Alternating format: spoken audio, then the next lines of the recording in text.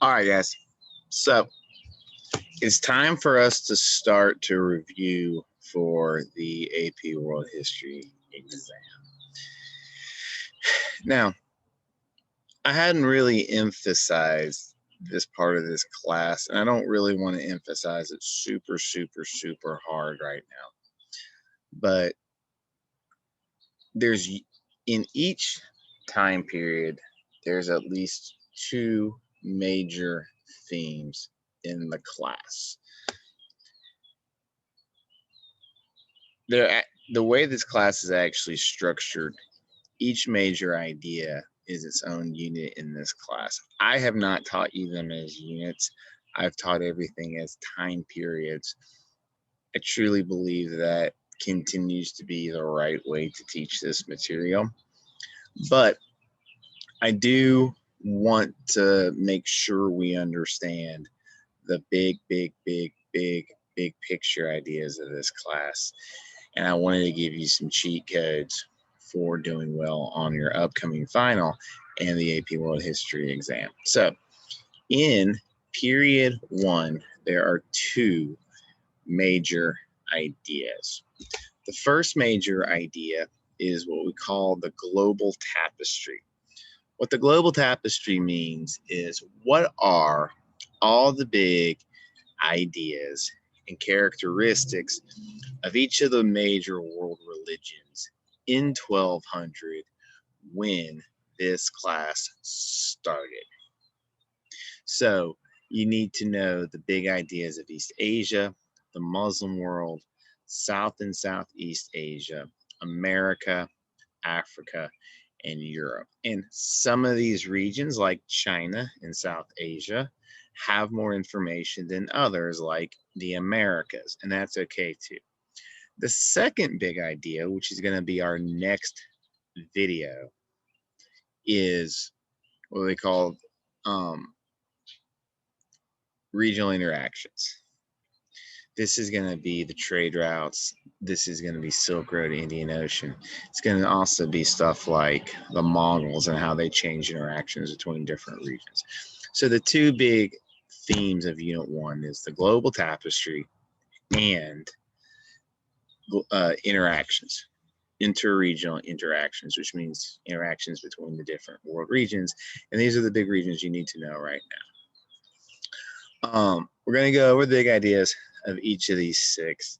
And if minimally you know these six big ideas, you should be able to get the questions right that are associated with period 1. And remember, it's never going to be black and white like it is in your notes. This is why College Board is not afraid to give an open note multiple choice test for your AP exam this year, because you have to have this application knowledge. You have to take these ideas and apply them to different test questions. So first big thing is developments in East Asia. Now, if you go all the way back to when we started this class, our first two lessons were on East Asia. So let's make sure we know what East Asia means. East Asia means China, Korea, and Japan. Almost all the time when we're talking about East Asia, we're talking about China. Almost all the time. One of the things that they're going to want you to know for each of these world regions is their political systems. Now, I'm going to say this over and over and over again. Blah, blah, blah, blah has all the key characteristics of a state or an empire, which means populations, multi-ethnic, multilingual, use of a bureaucracy, centralized powers. I have a really good, honestly, it's a really good video. That was one of the first things we watched about the traits of a state. If you don't remember the key ideas of states and empires, you need to go back and watch that video before you take this test. They're going to use a Confucius-trained bureaucracy. So for each of these world regions, you need to know one major state that was in them during this time. For China, it's the Song dynasty. The Song were around the start of this unit. They will not be around at the end of the unit, but we're interested in what's going on in China exactly at 1200 when this class starts. So it's ruled by the Song. The Song have all the traits of an empire. They're ruled by an emperor, multilingual, multicultural. They use a bureaucracy to help them rule. Now, in the Song, like all Chinese dynasties, one of the things that makes them unique is all the bureaucrats are trained in Confucianism. Remember, we called this the bureaucracy of merit. You had to go to school. You had to take a test. How well you did in school, how well you did on tests determined how prestigious of a position you got in the Chinese government. There is social mobility in China. In theory, anyone could take this test. Anyone could become an important government official. Traditional Chinese culture continues to be practiced. This includes Confucianism. This includes Neo-Confucianism, this evolution of Confucianism that adopts some of the ideas of Buddhism. And the creation of Neo-Confucianism is one of the ways that Buddhism, which is an outside culture, influences China when Confucianism adopts some of the personal moral code of Buddhism. Taoism. Remember, we said Taoism was this naturalist philosophy that worshipped the Tao, which literally means the way, that cosmic force is out there and we can get in tune with it. And filial piety, which is that extreme devotion to family and respect for your elders. As a really good rule of thumb, Chinese culture spreads throughout all of East Asia. It will eventually spread to Korea, and it will eventually spread to Japan. One outside culture that had come to China and made roots was Buddhism. If you'll remember, Buddhism comes from China. However, Buddhists in China adopted to Chinese culture to try to cast a wide net. The type of Buddhism most widely practiced in China is something called Mahayana Buddhism, which literally means the lesser path. Practitioners of Mahayana Buddhism say you can take steps towards the enlightenment if you'll just support, amongst other things, live a good life, live a moral life, and support those in monasteries and support monks who are living a life of great study and self-denial in their attempts to achieve enlightenment. Their enlightenment in some ways can pass on to you as the idea of Mahayana Buddhism. We call the form of Buddhism practiced in China Chan Buddhism. It's that sinificated Buddhism where they change the practices to reflect more of the culture of East Asia, among other things, actually changing how Buddha himself looks like to resemble the East Asian ideals. And when we say Buddhism spreads from China to Korea and Japan, what we actually mean is Chan Buddhism. And in Japan, Chan Buddhism is going to be called Zen Buddhism. This is the form of Buddhism spread. So this is an example of an outside culture that has come into China, remember, from India. They've adopted it to make it their own. And there will be a significant group of people practicing Chan Buddhism in China in 1200. It's not the majority religion, but it's definitely an influential religion. It's involved in widespread commercialized trade. You remember, they're going to be on the Silk Road. To a lesser extent, they're going to be in the Indian Ocean. They're going to be trading with people thousands and thousands and thousands of miles away. There's two big labor sources China relies upon. They rely on peasants. Now remember, in China, peasants are free, but peasants are the one producing all the foods. And artisans, your silk weavers and your porcelain manufacturers, are the ones who are making these valuable luxury goods that the Chinese are going to trade all over the world. Their goods will go to South Asia. Their goods will go to the Middle East. Sometimes their goods reach Europe. There's occasions that it reaches East Africa by the Indian Ocean Trade Network. So their system, their wealth relies on peasants producing enough food for everybody, and artisan labor producing these very valuable exports. The most precious exports are going to be silk and porcelain. There's a reason it's called the Silk Road. Remember, luxury goods sold long distances, and the lighter the goods are and the more valuable the goods are, the better for transportation, because they don't have advanced transportation techniques like we have now. New innovations will come to China to expand agriculture, like champa. So there will be so without going through all of the innovations that are going to lead to improved food in China, the big idea is there will be innovations that come to China, and the result of these innovations is going to be in the agricultural community, and it's going to result in more food. Since China can produce more food in this period, China will have a growing population. And remember, this is one of the things we've talked about all throughout this class. We've looked at that video over and over again, showing population charts. Next up is the Muslim world. The Muslim world is going to be the Middle East, North Africa, West Africa, East Africa, and Spain. Those are the parts of the world where there's a Muslim majority. And then there's other places like South Asia and Central Asia that, well, actually, Central Asia really has a Muslim majority. South Asia will have a Muslim minority at this time, but it's spreading. In these parts of the world, Islam is the dominant practice, but there's also Christianity and Judaism. Remember, Muslims are tolerant of Christians and Jews as people of the book as long as they pay the jizya. On this map, the dark purple and the dark in the yellow are Muslim majority religions, okay, and then the red in Spain. So anywhere you see Muslims, you almost always see Christians and Jews. The only exception to that would be West and East Africa. They want you to know a Muslim state. The Abbasid Caliphate is crumbling by 1200. It had once been a huge and incredibly powerful Muslim empire in the time period before 1200.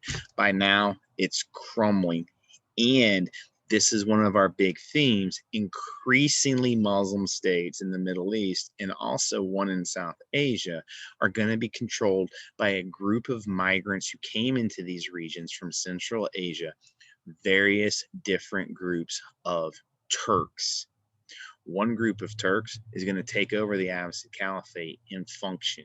Another group of Turks is going to come into northern India and create a very powerful state called the Delhi Sultanate, which is the first really powerful Muslim state in a part of South Asia. It never conquers the whole thing, but it was a powerful state in South Asia for a long time. So Turks who have converted to Islam had come in, they were pastoralists originally, had come in, and they are controlling Muslim states in the Middle East at this point. Muslim states have all the traits of an empire. One of the traits of an empire that you need to always remember too, and this goes back to what we said with the Chinese too, using religion to justify power. The Abbasid Sultan claims to be the head of all, I should say Caliph, claims to be the head of all true Muslims. Using religion to justify power. Having a bureaucracy to help govern, centralized power, all of these things, multi-ethnic, multilingual, these are all traits of Muslim states too. Islam is continuing to spread during this whole time period due to three main factors. Conquest, for example, it goes into India via conquest. Merchants who are spreading it to West and East Africa via trade routes, and Sufis. Sufis are those Muslim missionaries who lived a life of self-denial, were experts in Muslim law, and really rolled up their sleeves and attempted to convert new people. These are the three ways that Islam spreads. Conquest, merchants, Sufis. You need to burn this into your soul as you see that Islam is going to continue to expand during this time period. Muslims always encourage innovations. They are an innovative people, and they're also quick to take on innovations. For example, Chinese paper had entered into the Muslim world previous to this time period. By 1200, you can find paper all over the Muslim world. The compass had been introduced into the Muslim world before 1200. By 1200, you can see the compass everywhere, and these are things that are going to help facilitate trade. Scientific ideas. Muslims were very, very advanced mathematicians who could do advanced algebra, could do advanced trigonometry. So if you ever see a question about Muslims, know that they're innovative and they support the and not only do they take on ideas, they transfer ideas. These are big picture ideas of Muslims from period one, that if you will, again, lock this big idea down, it'll point you in the right direction for a lot of questions on the exam. South and Southeast Asia. In India, Hinduism is the dominant belief system. Always associated with India is Hinduism and the caste system. These are around. But by 1200, there was a Muslim minority that was growing, especially with the establishment of the Delhi Sultanate, which took place. And the Delhi Sultanate is this empire in northern India in dark green. And there's also still some Buddhist minorities, although Buddhism will be a much bigger thing outside of India than it ever actually is inside of India, for lots of complicated reasons, that lots of which go back to things that happened before 1200 that we didn't cover in this class. There will be some major Buddhist states in Southeast Asia. This right here is the empire of Srivijaya. We talked about Srivijaya. So in an early video. This is a Buddhist empire that makes its wealth out of controlling trade in this bottleneck of the Indian Ocean. All these states have all the traits of an empire: multi-ethnic, multilingual, multicultural, use of a bureaucracy, an emperor who has all the power, centralized power, and they're using religion to justify power. All of these themes are true of states in Southeast and South Asia. Remember that. And patriarchy and the caste system dominate South Asia in particular. Now, patriarchy dominates China. Patriarchy dominates the Muslim world as well. In Africa, America, I can read, I promise you. All you need to know is that there are major states in the Americas that developed, like the Incans, like the Aztecs, and one group of people who we're not really going to cover the miles. Let's focus on the Incans and the Aztecs. What do you need to know about the Incans and the Aztecs? Two places that are going to have large empires with all the traits and bells and whistles of an empire. Multi-ethnic, multilinguistic, multicultural, a group of people who conquered everyone else. They'll have cities, they'll have trade, they'll have emperors who claim some sort of divine connection to why they have the right to rule. In fact, in both empires, the emperor is worshipped as a god. So that tells you pretty cleanly where you get your power from. They use bureaucrats. They incorporate conquered groups of people into their systems, just like all of the empires do. So just remember that big idea. There are empires in the Americas, just like there are in other places as well. State building in Africa, same spiel.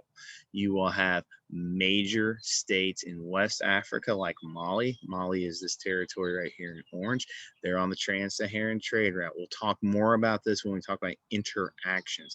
But there's a West African empire that is Muslim, that has all the bells and whistles of an empire. And they're on these trade routes, and they're connected to the rest of the world by trade, which means they have cities, and they have an emperor who claims all the power, who claims some sort of religion connection to a right to rule. Down here in East Africa, you see the Swahili city-states. Not empires, but very, very powerful trade cities in the Indian Ocean that control trade. This is where the wealth comes from. They have interactions with other groups of people, like people from North Africa, in the Middle East, and South Asia, and occasionally East Asia and China. So there's big states here. Again, having all the bells and whistles of a big state and the themes that empires have, especially in West Africa. We'll talk more about where their wealth comes from in the next unit. But if you remember, when we talked about Mali, we talked about a very powerful emperor who came from Mali, and his name was Mansa Musa, arguably the most powerful, wealthiest person who ever lived because he controlled the gold trade. Developments in Europe. Christianity is the core belief system in Europe with one big caveat, except in Spain. Muslims control Spain. Islam is in Spain. Islam doesn't get kicked out until 1492 completely in Spain. And you'll have pockets of Jews living in the few major cities in Western Europe and in Eastern Europe. But Christianity is the big one. Now, unlike, and this is the most important thing to know about Europe, unlike all the other regions, there are no big, united, powerful empires in Europe by 1200. Europe is politically fragmented, which means all power is local. There's not a big multi-ethnic, multicultural, multilinguistic emperor who has all the power and claims some sort of divine right to rule. Power is divided. There are hundreds of little tiny states at different times in Europe during this time period. The two big ideas of this time period are feudalism and manorialism. Feudalism is this system of hierarchy. In the bottom of that hierarchy are the serfs, where 90% of Europe may have been a serf. And a serf is a peasant, but it's a special type of peasant. It's a peasant that's tied to the land. They can't just move freely. There's no social mobility in Europe. And it's largely an agricultural society that doesn't have lots of outside interactions and trade, unlike all these other world regions we've talked about. And the manor system goes with feudalism. Feudalism is the system of hierarchy. Manorialism is the system of economic organization, or a big piece of land. A manor is owned by a lord, and the serfs lived on the land, and they could farm some of the land, but they had to give a huge chunk of what they produced to the lord. The serfs barely subsisted. The lords could live in very, very great comfort. If you want more of the specifics of that, go back to my video on manorialism and feudalism that we had. But the point is, it's different than everyone else. It's decentralized. It's Christian. It is not particularly tolerant in the feudal system and the manorialism system, organized society. And most people in Europe in this time, they're serfs. So those are the big themes. Those are the big ideas of Unit 1. We'll talk more about the other units. The second part of Period 1, which is networks of exchange, which is going on concurrently. To get this idea, there's two big ideas in Period 1. The Global Tapestry and networks of exchange. And these are the things that are our next big ideas. Y'all have a great day. I will see you guys. I'll give you guys your work in just a moment.